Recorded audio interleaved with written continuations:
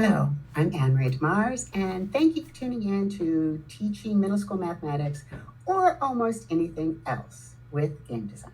Now, my school year started just like everybody else's, I think, with a bunch of black boxes with white names, and I was continually saying, Albert, please turn on your camera, and saying questions that maybe one person answered if I was lucky, and always the same person. So the problem is that there's a lack of student engagement, and then there's learning loss due to the pandemic. I knew from the previous year's teacher that they had sent home packets for math class because they had no Chromebooks back then, and nobody had done them. What I did not do was start with, okay, you're all at fourth grade level in math, so we're going to do division. Instead, I said, middle school is a time when a lot of people are trying to decide what career they want to have. But most people don't know a lot of careers. They maybe know what a teacher does, or a nurse, or a police officer. And how many of you all play games? And almost everybody said they did, and a few people woke up and pasted in the chat their favorite game. And I said, well, how many of you thought about making games? Because it's not true that you need to be scary smart to work in a game design studio. I have known people who I'm amazed they can turn a computer on, frankly. So we talk about the different careers, and I have them watch this video where it includes people who do art and animation and sound and the project manager, and of course the people who do software development, talking about their careers in video games. It's about 10 minutes and it's linked into the poster. And I point out to them that all students in the class have some of these skills.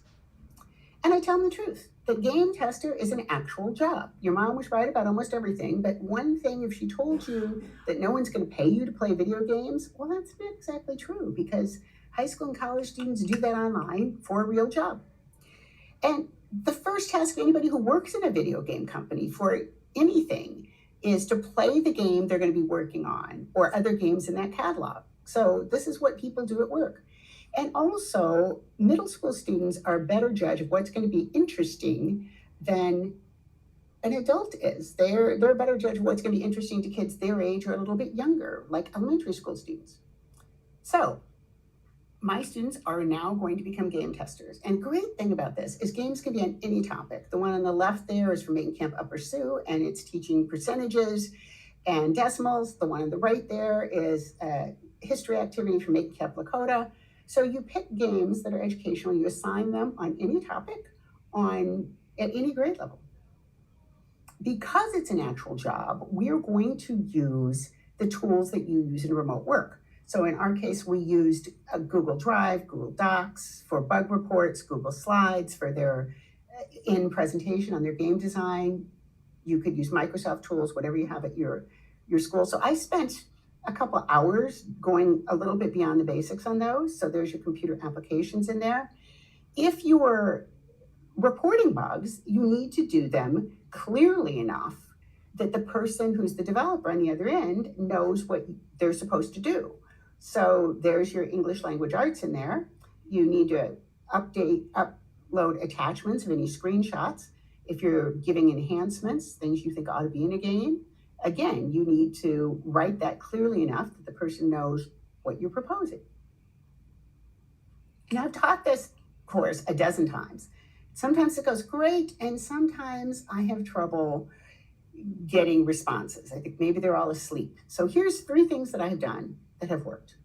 That stupid game my kids play at home, would you rather eat a snail or dive into a lake of icy water? So I'll have them watch 2 different styles of something. Like here's an educational video that's animated, and here's one that uses more historical sources. Which one do you like better? So worst case scenarios, they watch 2 different videos on the same topic, whether it's division terms or Lakota history. And it's kind of a low risk activity, right? They only need to respond A or B. So you get some response and some discussion. And there's links again in the poster of places for videos on math and social studies and language arts. So that's one thing. Another thing that worked surprisingly well was I actually printed out physical cards. So a set of 7, again, linked in the poster. And students would ask, well, I don't know. Well, what should I write? Well, I don't have any ideas. So I gave them these physical cards they write on the game that they reviewed. So if they did Making Camp Lakota, one example is finding the right number of herbs. And so there's an example of what could be a challenge for the game character. So a new challenge for the game character would be, there's your sentence stem, and write out the rest of that sentence. And these increased the number of responses I got from students by 8 times, 800%. A really simple thing. Competition also worked far better than I thought. So I had a class that just nobody was getting into it, and maybe the top student had done 8 math problems in a game. So one day I gave her a hoodie that I'd gotten at some conference or something. All of a sudden, how come she got a hoodie? Well, she did the most math problems. Well, how many did she do? Well, I think she did 8. I could do more than that. So by the end of the day, the vast majority of my students had logged in and done at least some problems. And every Friday was really simple. I just said, the 3 high scores this week were, and gave the 3 names. And I also pulled a random prize for anybody who had done math problems, because you have those kids with special needs that maybe they'll never be in the top 3. So the top 3 would get something. It might have been a pen or a pencil or a water bottle. If you need swag to give out, email me. I have lots of game company stuff. So that works super well. And here's the game that we made with the students from Warwick School after 3 quarters of game design class. The link is also in the poster, Making Camp Dakota. Now you might be saying, okay, great for you. You work with a game design studio, but what about me? I'm a math teacher, an English teacher. All of these things that we did can be done by anybody who has a computer and a phone. Any kind of computer, any kind of phone.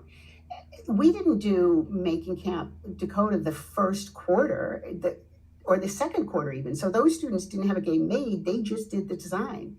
You can name your characters, write about what they're like, what's their backstory. You can come up with the educational content of the game. What is this game going to teach? What are some problems that we would use to see if you learn that? Students could include their artwork, write dialogue. You can use your phone to record voiceovers. You can have students record videos of what activities, what they think the game should be doing. You can make a game design document. Google wireframe if you're not familiar with wireframes. Locate primary sources online. So any of that. Just let your imagination run wild. And if you need any help, feel free to contact me. All of this is also in the poster. Send me an email at National University or at Growing Math. Hit me up on the interwebs. Anne Maria 7Gen for me on Instagram, or 7Gen Games for the company, and Anne Maria Stat on Twitter.